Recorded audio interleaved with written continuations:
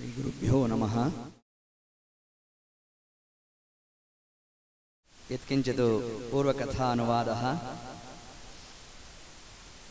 ಪರೀಕ್ಷಿತ್ ಮಹಾರಾಜರು ತಾವು ಮಾಡಿರತಕ್ಕಂತಹ ಪ್ರಶ್ನೆ, ಕರ್ಮಾನುಷ್ಠಾನದಿಂದ ಮತ್ತೊಂದು ಕರ್ಮದ ಲೇಪ ಜೀವರಿಗೆ ಆಗೋಲ್ಲ ಅನ್ನೋದನ್ನೇ, ಇದನ್ನು ನಾವು ಹೇಗೆ ನಿರ್ಣಯವನ್ನು ಮಾಡಬೇಕು ಅನ್ನೋ ಒಂದು ಪ್ರಶ್ನೆಯನ್ನೇ ತಾವಿಟ್ಟಾಗ ಅದನ್ನೇ ಪರೀಕ್ಷಿತ್ ಮಹಾರಾಜರು ಅತ್ಯಂತ ಮಾರ್ಮಿಕವಾಗಿ ತಾವು ಪ್ರಯೋಗ ಮಾಡಿದ್ದಾರೆ. ಮನ್ಯೆ ಕುಂಜರ ಶೌಚವತ್, ಆನೆ ಸ್ನಾನ ಮಾಡಿದಂತೆ ಆಗುತ್ತಲ್ಲ. ಶುಕಾಚಾರ್ಯರೇ ಮಾಡಿರ್ತಕ್ಕಂತಹ ಕರ್ಮಾದಿಗಳು ಜಪಕ್ಕೆ ಅಂತ ಕೂತಿರ್ತೇವೆ, ಮನಸ್ಸು ಏಕಾಗ್ರತೆಯಲ್ಲಿ ಕೂಡಿರೋಲ್ಲ. ಇಡೀ ಪಿತೃಕಾರ್ಯ ಮಾಡಿದಾಗ ಅನೇಕ ದೋಷಗಳು ನಮ್ಮಲ್ಲಿ ನಾವು ಮಾಡಿಬಿಟ್ಟಿರ್ತೇವಂತೆ. ಜ್ಞಾತವಾದ ದೋಷಗಳು, ಗೊತ್ತಿದ್ದೂ ಕೆಲವೊಂದು ದೋಷ ಮಾಡ್ತೇವೆ, ಅಜ್ಞಾತವಾದ ದೋಷವನ್ನೂ ನಾವು ಮಾಡ್ತೇವೆ. ಇದಕ್ಕೆಲ್ಲ ಪ್ರಾಯಶ್ಚಿತ್ತ ಯಾವುದು? ಧರ್ಮಸಿಂಧು ತಾನೊಂದು ಮಾತನ್ನು ಹೇಳುತ್ತೆ. ಇಡೀ ಪಿತೃಕಾರ್ಯವನ್ನು ನಾವು ಪೂರ್ಣ ಮಾಡಿದ ನಂತರದಲ್ಲಿ ಕರ್ತೃ ಆದವನು ಪುರುಷ ಸೂಕ್ತವನ್ನು ಹೇಳಬೇಕು ಅಂತ ತಿಳಿಸಿದ್ದಾರೆ. ಆ ಪುರುಷ ಸೂಕ್ತ ಹೇಳಬೇಕಾದರೆ ಸ್ವರ ವ್ಯತ್ಯಾಸ, ಅಕ್ಷರ ವ್ಯತ್ಯಾಸ, ಅರ್ಥ ವ್ಯತ್ಯಾಸ, ಈ ದೋಷಗಳು ಬಂದಾಗ ಮತ್ತೊಂದು ದೋಷವೇ ಆಗೋಯ್ತಲ್ಲ ನಮಗೆ ಅಂತಂದ್ರೆ, ಆಗ ಶುಕಾಚಾರ್ಯ ತಾವು ತಿಳಿಸಿದ್ದೆ, ರಾಜನ್, ನೀ ಮಾಡಿರ್ತಕ್ಕಂತಹ ಪ್ರಶ್ನೆ ಸಮಂಜಸವಾಗಿ ಮಾಡಿದ್ಯಪ್ಪ. ಮಾಡಿರ್ತಕ್ಕಂತಹ ಒಂದು ಕರ್ಮಕ್ಕೆ ಮತ್ತೊಂದು ಕರ್ಮ ಲೇಪ ಆಗೋಲ್ಲ ಅಂತ ಎಂದೂ ಕೂಡ ಶಾಸ್ತ್ರ ಅಂತ ತಿಳಿಸಿಲ್ಲ. ಅದಕ್ಕಿರ್ತಕ್ಕಂತಹ ಏಕೈಕ ಮಾರ್ಗ ಯಾವುದು ಅಂತಂದ್ರೆ, ಬ್ರಹ್ಮ ನೂಚುಹು ನಾಮಗೃಣಂತಿಯೇತೆ ಅಂದ್ರೆ ಏನರ್ಥ? ನಾವು ಆಡಿರ್ತಕ್ಕಂತಹ ಪ್ರತಿಯೊಂದು ಕ್ರಿಯೆಗಳಲ್ಲೂ ಕೂಡ ಭಗವತ್ಪರವಾದ ಭಗವದ್ ಅರ್ಪಣಾ ಭಾವ ಇಲ್ಲ ಅಂತಂದ್ರೆ ಮಾಡಿರ್ತಕ್ಕಂತಹ ಕಾರ್ಯ ಎಲ್ಲ ವ್ಯರ್ಥವಾಗಿ ಹೋಗ್ತದೆ. ಅದಕ್ಕೆ ನಿಮ್ಮಲ್ಲೆಲ್ಲ ಬಂದಿರತಕ್ಕಂಥ ಒಂದು ಕ್ರಮ ಯಾವುದು? ಯಾವುದೇ ಒಂದು ಕೆಲಸ ಆದಾಗ ಸರ್ವಂ ಶ್ರೀ ಕೃಷ್ಣಾರ್ಪಣಮಸ್ತು, ದೇವರಿಗೆ ಅರ್ಪಣಾ ಭಾವ ಬರಬೇಕು ನಮ್ಮಲ್ಲಿ. ಅದು ಬಂದಿಲ್ಲ ಅಂತಂದ್ರೆ ವೇದವನ್ನು ಓದೋಣ, ಬ್ರಹ್ಮತರ್ಕವನ್ನು ಅಧ್ಯಯನ ಮಾಡೋಣ, ಬ್ರಹ್ಮಮೀಮಾಂಸ ಶಾಸ್ತ್ರಾದಿಗಳನ್ನ ನಾವು ಅವಲೋಕನ ಮಾಡೋಣ, ಜ್ಞಾನ ಬಂತೆ ಹೊರತಾಗಿ ಭಗವದ್ ಅನುಗ್ರಹ ನಮಗೆ ಪ್ರಾಪ್ತಿಯಾಗಲಿಲ್ಲ. ಆ ಭಗವದ್ ಅನುಗ್ರಹ ನಮಗೆ ಪ್ರಾಪ್ತಿಯಾಗಬೇಕಾದರೆ ಅದಕ್ಕಿರ್ತಕ್ಕಂಥ ಏಕೈಕ ಮಾರ್ಗ ಯಾವುದದು ಅಂತಂದ್ರೆ ಜಗಾದ ಚತುರಕ್ಷರಂ. ಶುಕಾಚಾರ್ಯರು ಏತಶಬ್ದವಂತ ಪ್ರಯೋಗ ಮಾಡಿದ್ರು. ಅನಂತ ಅಪರಾಧವನ್ನು ನಾವು ಮಾಡಿರೋಣ. ಇದನ್ನೇ ಒಂದು ಕಡೆ ತಿಳಿಸ್ತಾರೆ ನಮಗೆ, ಜಾವಕ್ಕೆ 1000 ತಪ್ಪನ್ನು ಮಾಡುವೆ ಕಾಯೋ ದಯಾಂಬುದಿ ವಿಠ್ಠಲ. ಒಂದು ಜಾವ ಅಂದ್ರೆ ಎಷ್ಟು? 4 ತಾಸಿಗೆ 1000 ತಪ್ಪನ್ನು ಮಾಡಿಬಿಡ್ತೇವೆ. ಶಾಸ್ತ್ರದಲ್ಲೂ ಇದನ್ನು ತಿಳಿಸಿದ್ದಾರೆ ನಮಗೆ.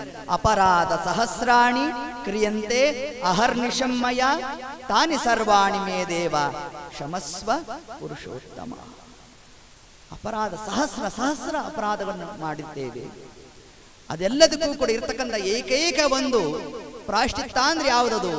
ಜಗಾದ ಚತುರಕ್ಷರಂ, ಪರಮಾತ್ಮನ ನಾಮವಾದ ಚತುರಕ್ಷರಂ ನಾರಾಯಣ ಅಂತ ನಾವು ಹೇಳಿಬಿಟ್ರೆ ಮಾಡ್ರಿ ಎಲ್ಲ ಅಪರಾಧಗಳು ತತ್ಕಾಲದಲ್ಲೇ ಭಸ್ಮ ಆಗೋಗುತ್ತೆ. ಒಂದಾವರ್ತಿ ಹೇಳಿದ್ರು ಸಾಕು ಅಂತಂದ್ರು ದಾಸರ. ಹರಿ ಹರಿ ಎಂದೋದರೋ ಹತ್ತಿದ ಪಾಪಗಳಿಗೆ ಬೆದರೋ. ಹರಿ ಹರಿ ಎಂದು ಓದಾರೋ ದಾಸರಾಜ ತಿಳಿಸಿದ್ರು. ಇದನ್ನು ಹರಿನಾಮ ಸ್ಮರಣೆ ಮಾಡಬೇಕಾದ್ರೆ ಆ ಶಬ್ದಕ್ಕೆ ಅರ್ಥ ಏನು, ಅದಕ್ಕೆ ನಿರ್ವಚನ ಮಾಡಬೇಕು. ಹರತಿ, ಆಹರತಿ, ಸಂಹರತಿ ಇವೆಲ್ಲ ಅರ್ಥ ಆಮೇಲೆ. ಮೊಟ್ಟ ಮೊದಲನೇದಾಗ ಕೂತಾಗ ನಿಂತಾಗ ನಾವು ಯತತೋಪಿ ಹರೇ ಪಥ ಸಂಸ್ಮರಣೆ ಸಕಲಂ ಹೆಗ ಮಾಶು ಲಯಂ ವ್ರಜತಿ. ಯಾವ ಪರಮಾತ್ಮನ ನಾಮಸ್ಮರಣೆ ಮಾಡ್ತೀನಿ ಅಂತ ಅಂದ್ರೇನೆ ಫಲ ಬರುತ್ತಂತೆ. ಮಾಡೋದು ಬಿಡೋದು ಆಮೇಲೆ. ಯತತೋಪಿ ಹರೇ ಪದ ಸಂಸ್ಮರಣೆ ಸಕಲಂ ಅಂದ್ರೆ ಸಮಸ್ತವಾದ, ಅಘ ಅಂದ್ರೆ ಪಾಪಗಳು. ನಮ್ಮ ಪಾಪಗಳು ಹೇಗಿದ್ಯಂತೆ? ಅದ್ರಿ ಅಂದ್ರೆ ಪರ್ವತೋಪಾದಿಯಲ್ಲಿ ನಮ್ಮ ಪಾಪ ಕೂತಿದ್ಯಂತೆ. ಆ ಎಲ್ಲಾ ಪಾಪಗಳು ತತ್ಕಾಲದಲ್ಲೇ ಭಸ್ಮ ಆಗಬೇಕು ಅಂತಂದ್ರೆ ಪರಮಾತ್ಮನ ನಾಮಸ್ಮರಣೆಯನ್ನು ಮಾಡಿ ಅಂತ ತಿಳಿಸಿದ್ದಾರೆ. ಇದಕ್ಕೆ ಒಂದು ದೃಷ್ಟಾಂತವನ್ನು ಕೊಡ್ತಾರೆ. ಇದೇ ಕ್ರಮದಲ್ಲಿ ಒಂದು ಗುರುಕುಲ, ಗುರುಗಳು ಕಾರ್ಯನಿಮಿತ್ತ ತಾವೆಲ್ಲೋ ಹೊರಗಡೆ ಹೋಗಿದ್ರಂತೆ. ಹೋದಾಗ ಯಾರೋ ಮಠದ ಅನುಯಾಯಿಗಳು ಶಿಷ್ಯರು ಬಂದಾಗ ಅಲ್ಲಿರ್ತಕ್ಕಂಥ ವಿದ್ಯಾರ್ಥಿಗಳನ್ನ ಕೇಳಿದ್ರಂತೆ, ನಿಮ್ಮ ಗುರುಗಳು ಇಲ್ವೇನು ಅಂತಂದ್ರೆ, ಇಲ್ಲ ಕಾರ್ಯನಿಮಿತ್ತ ಎಲ್ಲ ಹೊರಗಡೆ ಹೋಗಿದ್ದಾರೆ, ಏನು ಬಂದ ವಿಷಯ? ಏನಿಲ್ಲ, ನಮ್ಮಿಂದ ಇಂತಹ ಒಂದು ಅಪರಾಧ ಆಗೋಗಿದೆ, ತಪ್ಪಾಗೋಗಿದೆ, ಇದಕ್ಕೆ ಪ್ರಾಯಶ್ಚಿತ್ತ ಏನು ಅಂತ ನಿಮ್ಮ ಗುರುಗಳಲ್ಲಿ ನಾನು ಕೇಳಲಿಕ್ಕಾಗಿ ಬಂದೆ ಅಂತ ಹೇಳಿದ್ರು. ಅದಲ್ಲೊಬ್ಬ ಪ್ರಧಾನ ಶಿಷ್ಯ ತಾನು ಬಂದು ಇದಕ್ಕೆ ಪ್ರಾಯಶ್ಚಿತ್ತ ಹರಿಹರಿ ಅಂತ ಅನ್ಬಿಡಿ ಅಂತಂದ. ಅವರಿಗೆ ಭಾರಿ ಆನಂದ ಆಯಿತು. ಹೋದ್ರು, ತರುವಾಯ ಗುರುಗಳು ಬಂದ್ರು ಆಶ್ರಮಕ್ಕೆ. ಬಂದಾಗ ಆ ಪ್ರಧಾನ ಶಿಷ್ಯ, ಇಂಥವ್ರು ಬಂದಿದ್ರು, ಇಂತಹ ಅಪರಾಧ ಮಾಡಿದ್ರು, ಅವ್ರಿಗೆ ನಾನು ಪ್ರಾಯಶ್ಚಿತ್ತ ರೂಪವಾಗಿ ಹರಿಹರಿ ಅಂತನ್ನಿ ಅಂತ ನಾನು ತಿಳಿಸಿದೆ ಅಂತ ಹೇಳಿದಾಗ ಗುರುಗಳಂದ್ರಂತೆ, ತಪ್ಪು ಮಾಡಿಬಿಟ್ಟಿಯಲ್ಲಪ್ಪ ಅಂತ. ಶಿಷ್ಯನಿಗೆ ಆಶ್ಚರ್ಯ ಆಗೋಯ್ತು. ಗುರುಗಳೇ, ನಾನು ಇನ್ನೇನು ಹೇಳಿಲ್ಲ, ಹರಿಹರಿ ಅಂತನ್ನೋ ಅಂತ ನಾ ಹೇಳಿದ್ದಷ್ಟೇ ಅಂತಂದ್ರಂತೆ. ಅಂದಾಗ ಗುರುಗಳು ಹೇಳಿದ್ರಂತೆ, ಹರಿಹರಿ ಅಂತ ಎರಡಾವರ್ತಿ ಯಾಕೋ, ಒಂದಾವರ್ತಿ ಹರಿ ಅಂದ್ರೇನೆ ಸಾಕು, ಎಲ್ಲಾ ಪಾಪಗಳು ಭಸ್ಮ ಆಗೋಗುತ್ತೆ. ಎರಡನೇ ಬಾರಿ ಹೇಳೋಕ್ಕೆ ಅವನಿಗೆ ಅಷ್ಟೊತ್ತಿಗೆ ಅವನಲ್ಲಿ ಪಾಪಗಳೇ ಇರೋಲ್ಲ ಅಂತ ತಿಳಿಸಿದ್ರಂತೆ. ಹೀಗೆ ಹರಿನಾಮ ಸ್ಮರಣೆಯನ್ನ ಒಂದಾವರ್ತಿ ನಾವು ಮಾಡಿದ್ರೂ ಕೂಡ ಅದಕ್ಕೆ ನಮ್ಮಲ್ಲಿರ್ತಕ್ಕಂಥ ಎಲ್ಲಾ ಪಾಪಗಳು ಹರತಿ ಸಂಹರತಿ, ಎಲ್ಲಾ ಪಾಪಗಳು ಹರ್ಕೊಂಡು ಹೋಗುತ್ತಂತೇನು. ಅದಕ್ಕೆ ಇರ್ತಕ್ಕಂತಹ ಒಂದು ಮಹತ್ವ, ಅದನ್ನೇ ತಿಳಿಸ್ಲಿಕ್ಕಾಗಿ ಹೊರಟಿರ್ತಕ್ಕಂತಹ ಭಾಗವತ ಒಂದು ಪ್ರಕಟಿಕ, 6ನೇ ಸ್ಕಂದ ಭಾಗವತ, ಅಜಾಮಿಳನ ಉಪಾಖ್ಯಾನ. ಇಷ್ಟು ಪೂರ್ವಪೀಠಿಕಾ ಭಾಗ. ಯಾವುದಕ್ಕೆ? ಅಜಾಮಿಳನ ಉಪಾಖ್ಯಾನಕ್ಕೆ ಪ್ರವೇಶ ಮಾಡಬೇಕಾದರೆ ಪರೀಕ್ಷಿತ್ ಮಹಾರಾಜರಿಗೆ ಶುಕಾಚಾರ್ಯರು ತಾವು ಯಾಕೆ ಅಜಾಮಿಳನ ಉಪಾಖ್ಯಾನವನ್ನು ಉಪದೇಶ ಮಾಡಿದ್ರು ಅಂತಂದ್ರೆ, ಆಗ ದೃಷ್ಟಾಂತವನ್ನು ತಗೊಂಡ್ರು. ಹಿಂದೆ ಅಜಾಮಿಳ ಶ್ರೇಷ್ಠವಾಗಿರ್ತಕ್ಕಂತಹ ಬ್ರಾಹ್ಮಣ ವರ್ಣಾಶ್ರಮದಲ್ಲಿ ತಾನು ಬಂದಿರತಕ್ಕಂಥವ, ನಿತ್ಯ ಅನುಷ್ಠಾನವನ್ನು ಮಾಡ್ತಿದ್ದಂತೆ. 100 ಜನ ಶಿಷ್ಯರಿಗೆ ಪಾಠ ಪ್ರವಚನಾದಿಗಳನ್ನು ತಾನು ಮಾಡ್ತಾ ಇದ್ದ. ಒಂದಾವರ್ತಿ ತಾನು ಕಾಡಿಗೆ ಹೋಗಿದ್ದಾನೆ, ಕುಶಾರ್ಥಿಯಾಗಿ ತಾನು ಹೋಗೋಣ. ಹೋದಾಗ ಒಬ್ಬ ಸ್ತ್ರೀಯನ್ನ ತಾನು ಕಂಡಿದ್ದಾನೆ. ಆ ವೇಶ್ಯಾ ಸ್ತ್ರೀ ಸಹವಾಸವನ್ನು ಮಾಡಬೇಕು ಅಂತ ಅಪೇಕ್ಷೆ ಬಂತು. ಅವಳಲ್ಲೇ 10 ಜನ ಮಕ್ಕಳನ್ನು ಪಡೆದು ಬಿಟ್ಟು 98 ವರ್ಷದ ಮುದುಕ ಮರಣಸಿಕ್ತನಾಗಿದ್ದಾನೆ. ಈಗಾಗಲೇ ನಾವು ತಿಳಿಸಿದಂತೆ ಹಿಂದೆ ಯಮದೂತರು ಬಂದೇ ಬಿಟ್ರು. ಬಂದು ಆ ಮರಣ ಪಾಶವನ್ನು ಹಾಕಿ ಇನ್ನೇನು ಎಳಿಬೇಕು, ಅಷ್ಟೊತ್ತಿಗೆ ಅವನ 10ನೇ ಮಗನಾದವನನ್ನ ಅಲ್ಲೇ ಆಡ್ತಾ ಇದ್ದ ಅವನಿಗೆ ನಾರಾಯಣ ಅಂತ ಹೆಸರಿಟ್ಟಿದ್ದಂತೆ. ಆ ಯಮದೂತರನ್ನ ನೋಡಿದಾಗ ತನ್ನ ಮಗನನ್ನ ಒಂದಾವರ್ತಿ ನಾರಾಯಣ ಅಂತ ಕರೆದನಂತೆ. ಕರೆದಾಗ ಸಾಕ್ಷಾತ್ ಪರಮಾತ್ಮನ ಸ್ಮರಣೆ ಬಂದ್ಬಿಡ್ತಾನೆ. ಬಂದಾಗ ಇನ್ನೊಂದಾವರ್ತಿ ನಾರಾಯಣ ಅನ್ನಂತೆ. ಅಂದ್ರೆ ಸಾಕ್ಷಾತ್ ವಿಷ್ಣು ದೂತರು ಬಂದೇ ಬಿಟ್ರು, ಶಂಖಚಕ್ರಧಾರಿಗಳಾಗಿದ್ದಾರೆ. ಬಂದು ಯಮದೂತರು ಯಾವ ಪಾಶವನ್ನು ಹಾಕಿದ್ರಲ್ಲ ಅದನ್ನು ಕತ್ತರಿಸಿದ್ರಂತೆ. ಯಮದೂತರಿಗೆ ಆಶ್ಚರ್ಯ ಆಗೋಯ್ತು. ಇದುವರೆಗೂ ನಮ್ಮ ಪ್ರಾಜೆಕ್ಟ್ ಫೇಲ್ಯೂರ್ ಆಗಿದ್ದೇ ಇಲ್ಲ, ಇವತ್ತ್ಯಾಕೆ ಪಾಶವನ್ನು ಯಾರು ಕತ್ತರಿಸಿದ್ರು ಅಂತ ತಾವು ನೋಡಿದಾಗ ಶಂಖಚಕ್ರಧಾರಿಗಳಾಗಿದ್ದಾರೆ ವಿಷ್ಣು ದೂತರು. ಪುಷ್ಪಕವಿಮಾನ ತಂದ್ಬಿಟ್ಟಿದ್ದಾರೆ. ಬಂದಾಗ ಯಮದೂತರು ನಕ್ರಂತೆ, ಸ್ವಾಮಿ ನಿಮ್ಮಂತವ್ರು ಬರೋ ಸ್ಥಳ ಅಲ್ಲ ಇದು, ಪರಮ ಪಾಪಿಷ್ಠ ಇದ್ದಾನೀತ, ಆದ್ರಿಂದ ಇವನು ಕರ್ಕೊಂಡು ಹೋಗಿ ಯಮಲೋಕದಲ್ಲಿ ಶಾಸನ ಆಗಬೇಕು, ನೀವ್ ಯಾಕೆ ಬಂದ್ರಿ ಅಂತಂದ್ರೆ, ಆಗ ವಿಷ್ಣು ದೂತರು ಹೇಳಿದ್ರಂತೆ, ಇದಕ್ಕೆ ನಾವು ಉತ್ತರವನ್ನು ಕೊಡುವಲ್ಲ, ನಿಮಗೆ ಯಾರು ಅಧಿಕಾರಿಯಾಗಿದ್ದಾನೋ ಯಮಧರ್ಮರಾಜ ಆತನ ಬಳಿಗೆ ಹೋಗಿ ಪ್ರಶ್ನೆ ಮಾಡ್ರಿ. ಇಷ್ಟೊತ್ತಿಗೆ ಅಜಾಮಿಳ ಒಳ್ಳೆ ಸ್ವಪ್ನಾವಸ್ಥೆ ಅಂತ ಎಲ್ಲ ತೋರ್ತಾ ಇದೆ ಆತನಿಗೆ. ವಿಷ್ಣು ದೂತರು ಯಮದೂತರು ಅವರ ಮಾತಿನ ಚಕಾಮಕಿ ಅದನ್ನೆಲ್ಲ ತಾನು ಕಾಣ್ತಾ ಇರೋಣ. ನೋಡೋ ಕಾಲಿಕ ಮನಸ್ಸಿಗೆ ದುಃಖ ಆಯ್ತಂತೆ. ಅಲ್ಲ, ಒಂದಾವರ್ತಿ ಹರಿನಾಮ ಸ್ಮರಣೆ ಮಾಡಿದ್ದಕ್ಕೆ ವಿಷ್ಣು ದೂತರು ಬಂದಿದ್ದಾರೆ ಅಂತಂದ್ರೆ, ಇನ್ನು ಇಡೀ ಜನ್ಮ ಪರ್ಯಂತರವಾಗಿ ಪರಮಾತ್ಮನನ್ನ ನಾನು ಸ್ತೋತ್ರ ಮಾಡಿದ್ರೆ ಇನ್ನೆಷ್ಟು ಅನುಗ್ರಹ ಮಾಡ್ತಿದ್ದ ಪರಮಾತ್ಮ. ಹಿಂಗ ತಾನು ಮನಸ್ಸನ್ನ ಆಲೋಚನೆ ಮಾಡ್ತಾ ಇದ್ದ. ಯಮದೂತರು ತಾವು ಕ್ಷಣಾರ್ಧದಲ್ಲಿ ಯಮಲೋಕವನ್ನು ಧಾವಿಸಿದ್ದಾರೆ. ಯಮಧರ್ಮರಾಜನ ಪ್ರಶ್ನೆ ಮಾಡಿದ್ರಂತೆ, ಸ್ವಾಮಿ ಶಾಸಕನಾಗಿ ನೀನು ಮಾತ್ರ ಇದೆಯೋ, ನಿನ್ನನ್ನು ಹೊರತುಪಡಿಸಿ ಇನ್ಯಾರು ಇದ್ದಾರೋ ಅಂತಂದ. ಯಾಕೆ ಏನಾಯ್ತು ಅಂತ. ಏನಿಲ್ಲ ನೋಡಿ, ಹಿಂಗೊಂದು ಪ್ರಸಂಗ ಆಗೋಯ್ತು. ನಾವು ಪಾಶವನ್ನು ಹಾಕಿದ್ವು, ಆತ ನಾರಾಯಣ ಅಂತ ಕರೆದದಕ್ಕೆ ವಿಷ್ಣು ದೂತರು ಬಂದೇ ಬಿಟ್ರು. ಏನಿದು ಕ್ರಮ ಅಂತ ಹಿಂಗೆ ಪ್ರಶ್ನೆ ಮಾಡಿದಾಗ ಆಗ ಯಮಧರ್ಮ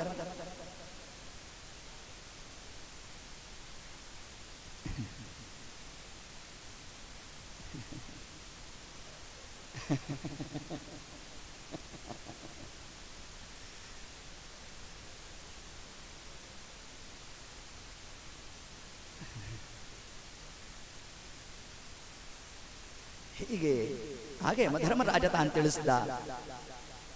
ಯಮಧರ್ಮರಾಜ ಶಿಕ್ಷೆಯನ್ನು ಕೊಡಬೇಕಾದರೆ, ಮೊನ್ನೆ ದಿವಸ ನಾವೊಂದು ಮಾತನ್ನು ಹೇಳಿದ್ವಿ, ನಮ್ಮಲ್ಲಿ ಶಿಕ್ಷೆ ಕೊಡಬೇಕಾದರೆ ನ್ಯಾಯಾಧಿಕಾರಿಗಳಿಗೆ ಯಾವುದು ಮಾನದಂಡ? ನಮ್ಮ ಸಂವಿಧಾನವೇ ಮಾನದಂಡ. ಅದಕ್ಕೆ ಅನುಸಾರಿಯಾಗಿ ಪೀನಲ್ ಕೋಡ್ ಅಂತ ಹೇಳ್ತಾರಲ್ಲ, ಇಂತಿಂತ ತಪ್ಪಿಗೆ ಇಂತಿಂತ ಶಿಕ್ಷೆ ಅಂತ.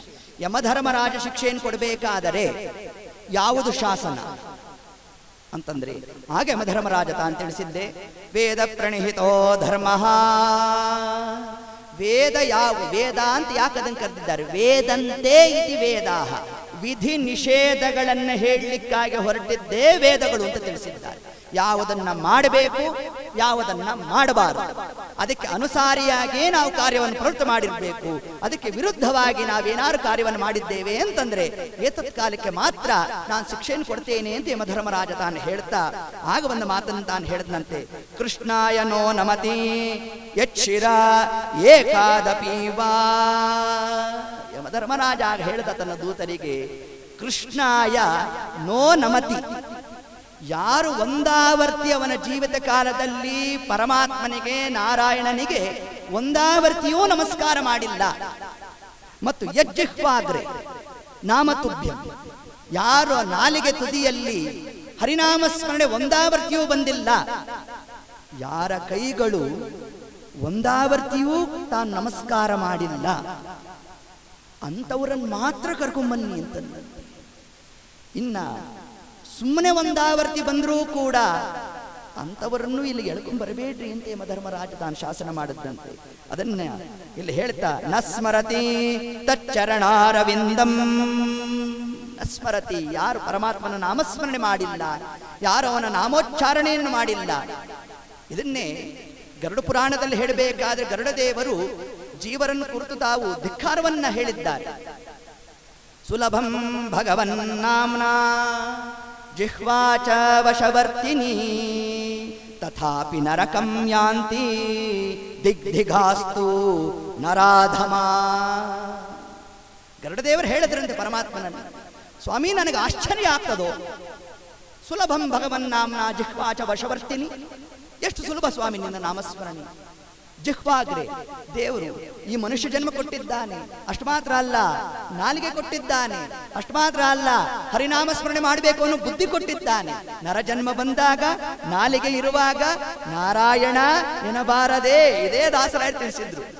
ನಮ್ಮ ಪೂಜ್ಯರ ತಲೆಗೆ ಆಗ್ಲೇ ಬಂತು ವಿಷಯ, ಬರೆದಿಟ್ಟಾರ ನೋಡಿ, ಬರೆದಿಟ್ಟಾರಂತೆ ನೋಡಿ. ಇದು ಇದೇ ಪ್ರಸಂಗಕ್ಕೆ ಅದರ ರಚನೆ ಆದಂತಹ ಒಂದು ದೇವರ ನಾಮ. ನರ ಜನ್ಮ ಬಂದಾಗ ಅವ್ರು ಭಾರಿ ಚಂದ ಹೇಳ್ತಾರೆ ಅದನ್ನ. ನರ ಜನ್ಮ ಬಂದಾಗ ನಾಲಿಗೆ ಇರುವಾಗ ನೋಡಿ, ಇದು ಮತ್ತೊಂದು ಕ್ಲಾಸ್. ಮನುಷ್ಯ ಜನ್ಮ ಬಂದಿರೋತ್ತಂತೆ, ಮಾತಾಡ್ಲಿಕ್ಕೆ ಬರಲಿಲ್ಲ ಅಂತಂದ್ರೆ ನಾರಾಯಣ ಅಂತ ಹೇಳಲಿಕ್ಕೆ ಆಗೋಲ್ವಂತೆ ನಮಗೆ. ಹೌದೋ ಇಲ್ಲ? ದೇವರು ನಮಗೆ ಮನುಷ್ಯ ಜನ್ಮ ಕೊಟ್ಟಿದ್ದಾನೆ, ಇಂತಹ ಸತ್ಸಂಗವನ್ನು ಕೊಟ್ಟಿದ್ದಾನೆ. ಇದನ್ನೂ ನಾವು ಸದುಪಯೋಗ ಪಡಿಸ್ಕೊಂಡಿಲ್ಲ ಅಂತಂದ್ರೆ ದಿಗ್ಧಿಗಾಸ್ತು ನರಾಧಮ, ಅಂತಹ ಜೀವರಾಶಿಗಳಿಗೆ ಧಿಕ್ಕಾರ ಇರಲಿ ಎಂದ್ರಂತೆ ಗರುಡ ದೇವರು. ಅದರಿಂದ ಹರಿನಾಮ ಸ್ಮರಣೆಯನ್ನ ಯಾರು ಒಂದಾವರ್ತಿಯೂ ಮಾಡಿಲ್ಲ ಅಂಥವ್ರನ್ನ ನರಕ ಕರ್ಕೊಂಬನ್ನಿ ಅಂತಂದ್ರು. ಅದರಲ್ಲಿ ಯಮದೂತರು ತಾವೊಂದು ಪ್ರಶ್ನೆ ಮಾಡಿದ್ರಂತೆ. ಇಲ್ಲಿ ಹುಡುಗರು ಪ್ರಶ್ನೆ ಮಾಡ್ತಾರೆ ನೋಡ್ರಿ ಹಂಗೆ. ಅದರಲ್ಲೊಬ್ಬ ಯಮದೂತ ತಾನು ಎದ್ದು ನಿಂತ್ಕೊಂಡು ಹೇಳಿದ್ನಂತೆ, ಹೌದು ಸ್ವಾಮಿ, ಮನುಷ್ಯ ಜನ್ಮ ಬಂದಿದೆ, ಅವನಿಗೆ ದೇವರ ನಾಮಸ್ಮರಣೆ ಮಾಡಬೇಕು ಅಂತ ಅಪೇಕ್ಷೆ ಇದೆ, ಅವನು ಮೂಕ, ಅವನೇನು ಮಾಡಬೇಕು ಅಂತಂದ್ರೆ ಹಾಗೆ ಯಮಧರ್ಮರಾಜ ಹೇಳದ್ನಂತೆ, ಮನಸ ಯಾರು ಮನಸಾ ಪರಮಾತ್ಮನನ್ನ ಮನಸಾ ಸ್ಮರಣೆ ಮಾಡಬೇಕೆ, ಅದಕ್ಕೆ ನಮ್ಮಲ್ಲಿ 3 ವಿಧವಾದಂತ ಇದೆಯಲ್ಲ, ಮನೋವಾಕ್ಕಾಯದೊಳನು ಭವಿಸುವ ದಿನ ದಿನದ ವಿಷಯ ಸಾಧನಗಳನ್ನು ಅನಿಲಾಂತರ್ಗತವನರುಹದಳ ಲೋಚನ ಗರ್ಪಿಸಿ ದಾಸಾನನೆಂಬುದೇ ಫಲವಿದು ಬಾಳ್ದುದಕ್ಕೆ. ಮನೋ ವಾಕ್ ಕಾಯ 3 ಕ್ರಮದಲ್ಲಿ ಸಾಧನೆ ಮಾಡಲಿಕ್ಕೆ ಅವಕಾಶ ಇದೆಯಂತೆ. ಅದರಲ್ಲಿ ಶ್ರೇಷ್ಠವಾದದ್ದು ಯಾವುದು? ಮನಸ್ಸು. ಸ್ತೋತ್ರ ಮಾಡ್ತಾ ಇರ್ತೇವೆ, ಒಲೆ ಮೇಲೆ ಹಾಲಿಟ್ಟಿದ್ಯಾ ನೋಡು ಅಂತ ಇರ್ತೇವೆ. ಮನೆಯಲ್ಲಿ ಮಾಡ್ತೀವೋ ಇಲ್ವೋ, ದೇವ್ರ ಪೂಜೆ ಮಾಡ್ತಿರ್ತೇವೆ, ಅಷ್ಟೊತ್ತಿಗೆ ಫೋನ್ ಬರೋದು, ಅಷ್ಟೊತ್ತಿಗೆ ಹಾಲು ಉಕ್ಕೋದು, ನೋಡಿ ಹಿಂಗೆಲ್ಲ ಕಥೆ ಆಗ್ತಾ ಇರತ್ತಂತೆ. ಅದರಿಂದ ಮನಸ್ಸು ಏಕಾಗ್ರತೆಯಿಂದ ಅವನ ಮಾತು ಬರದೇ ಇದ್ರೂ ಪರವಾಗಿಲ್ಲ, ಮನಸ್ಸಿನಿಂದ ಒಂದಾವರ್ತಿ ನಾರಾಯಣ ಅಂತ ಅವನು ಕರೆದಿದ್ದಾನೆ ಅಂತಂದ್ರೆ ಅಂತವರನ್ನ ಯಮಲೋಕಕ್ಕೆ ಕರೆತರಬೇಡಿ ಅಂತ ಯಮಧರ್ಮರಾಜ ಶಾಸನ ಮಾಡಿದ್ನು. ಹಿಂಗ್ ಹೇಳಿದ್ರೆ ಇನ್ನೊಬ್ಬ ಯಮದೂತ ಎದ್ದು ನಿಂತ್ಕೊಂಡಂತೆ ತಾನು ಪ್ರಶ್ನೆ ಮಾಡಿದ್ನಂತೆ, ಹೌದು ಸ್ವಾಮಿ, ಈಗ ಒಬ್ಬ ಮೂಕ, ಅವನಿಗೆ ಮಾತು ಬರಲಿಲ್ಲ, ಮನಸ್ಸಿನಿಂದ ಅವನು ದೇವರ ನಾಮಸ್ಮರಣೆಯನ್ನು ಮಾಡ್ದ. ಉನ್ಮತ್ತ ಪ್ರಮತ್ತರು ಬಂದ್ರೆ ಅಂದ್ರೆ ಏನು?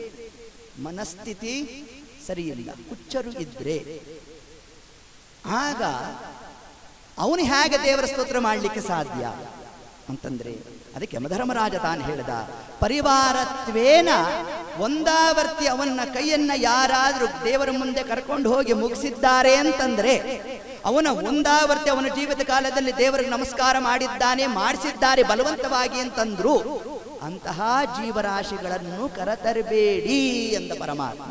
ಕ್ಷಮಾಪರಾಧಂ ಕುರುತೆ ಭಗವಾನ್ ಹರಿರೀಶ್ವರ.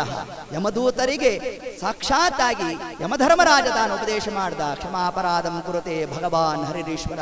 ಪರಮಾತ್ಮ ಮಾತ್ರ ಕ್ಷಮಾ ಮಾಡ್ತಕ್ಕಂಥವ, ಹೊರತಾಗಿ ಇನ್ಯಾರೂ ಕೂಡ ಕ್ಷಮ ಮಾಡಲಿಕ್ಕೆ ಸಮರ್ಥರಲ್ಲ. ತಪ್ಪುಗಳೆಲ್ಲ ಪರಿಹರಿಸುವ ನಮ್ಮ ಅಪ್ಪನಲ್ಲವೇ ನೀನು, ಒಪ್ಪಿದ ಬಳಿಕ ಅವಗುಣವೆಣಿಸದೆ ತಿಮ್ಮಪ್ಪ ಸಲಹೋ ನೀನು. ಎಷ್ಟು ಅಪರಾಧ ಮಾಡಿರ್ತೇವಂತೆ ನಾವು. ಬೆಳಗ್ಗೆ ಏಳೋ ಸಮಯನೇ ದೋಷ ಅಂತ.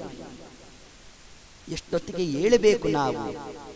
ಸೂರ್ಯೋದಯದ ಪೂರ್ವ 96 ನಿಮಿಷಕ್ಕೆ ನಾವು ಎದ್ದಿರಬೇಕು. ಅದನ್ನೇ ಸೂರ್ಯೋದಯ ಅಂದ್ರೆ ಪಂಚಾಂಗ ತೆಗೆದು ನೋಡಿ, ಬೆಳಗ್ಗೆ 6 ಗಂಟೆ 5 ನಿಮಿಷ, 6 ಗಂಟೆ 10 ನಿಮಿಷ, 6 ಗಂಟೆ 20 ನಿಮಿಷ ಅಂತಿರುತ್ತೆ. ಅದರ ಪೂರ್ವದ್ದೇ 96 ನಿಮಿಷ ಅಂದ್ರೆ 4 ಗಂಟೆ. 4 ಗಂಟೆ ಸಮಯಕ್ಕೆ ಅರುಣೋದಯ ಪ್ರಾರಂಭ. ಅರುಣೋದಯಕ್ಕೆ ಎದ್ದು ನಾವು ಸ್ನಾನ ಸಂಧ್ಯಾ ವಂದನೆ ದೇವ ಪೂಜಾದಿಗಳನ್ನೆಲ್ಲ ನಾವು ಮುಗಿಸಿರಬೇಕು ಇದನ್ನು ತಿಳಿಸಿದ್ದಾರೆ.